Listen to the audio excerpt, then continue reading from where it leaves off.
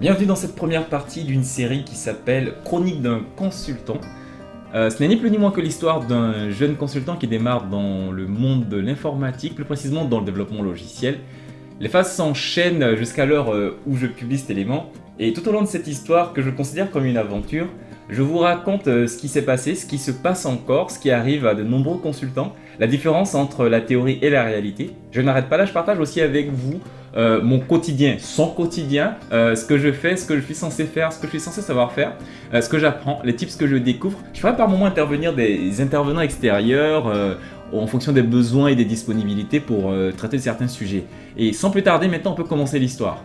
Étant jeune et étudiant, on se bat pour mener à bien ses études, valider ses semestres, obtenir ses diplômes, et maintenant vient le temps de l'emploi, le temps d'aller sur le marché du travail. Pour la plupart d'entre nous, on se retrouve alors sur ce marché, essayant de trouver un travail qu'on est supposé savoir faire, au regard de notre diplôme bien sûr, même si en réalité nombreux parmi nous stressent, en se demandant si l'on en sait suffisamment pour assumer les fonctions qui arrivent à nous, les fonctions qu'on va bientôt assumer, si on est vraiment prêt pour ce marché de l'emploi. Tout compte fait, on reste quand même très enthousiaste à l'idée de chercher de trouver un CDI, un CDD. Pour ma part, j'ai commencé en tant qu'ingénieur études et développement dans une entreprise de services numériques et mon job consistait à cette époque-là à faire du développement logiciel dans les entreprises et dans les bureaux des clients qui sollicitaient certaines compétences auprès de mon employeur. Et en tant que consultant, je suis passé par différentes fonctions et par différentes missions. J'ai été développeur, consultant multitâche IT, j'ai été chef de projet MOE, j'ai été product owner et j'en passe. Cependant, l'idée que j'avais du travail du consultant était bien différente de la réalité. Ce n'était ni un jeu ni une partie de plaisir. Le job de consultant n'avait pas ce caractère sexy que je m'étais fait et que je voyais à la télé. Dans ce job, comme le mot même l'indique, votre client vous consulte au sujet de ses besoins et de ses problématiques. Il arrive très souvent même quand vous êtes un consultant salarié, que votre hiérarchie vous positionne sur une mission relativement loin de votre spécialité. Sur des sujets que vous n'avez jamais étudiés ni à l'école, ni en formation continue, ni sur aucune mission auparavant.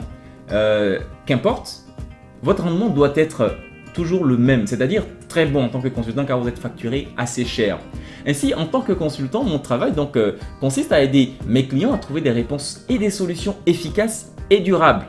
Je découvre donc la pression, les deadlines, la complexité des sujets et des challenges quotidiens sur des sujets que je n'ai jamais abordés auparavant, ça il faut savoir.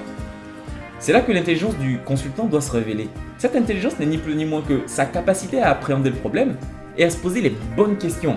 Donc ces bonnes questions vont donc orienter efficacement ses recherches. Je dois avouer que moi, en tant que junior à une certaine époque, j'ai souvent passé des heures et des heures à chercher au mauvais endroit ou à exploiter de la ressource ou des ressources qui étaient inadéquates aux problèmes que j'avais sous la main.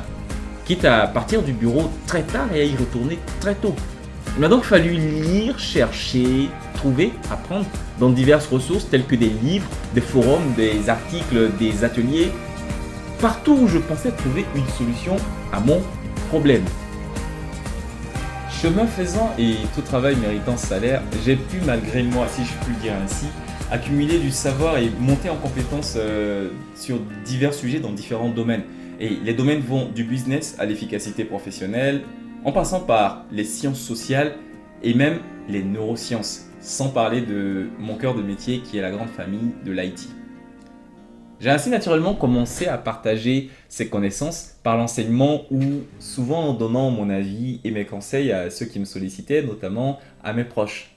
Après avoir écouté plusieurs enseignements du Jim Rohn que j'adore, dont je ferai figurer le lien dans la description tout en bas, dans laquelle il raconte qu'un pouvoir non utilisé est gaspillé et perdu à jamais.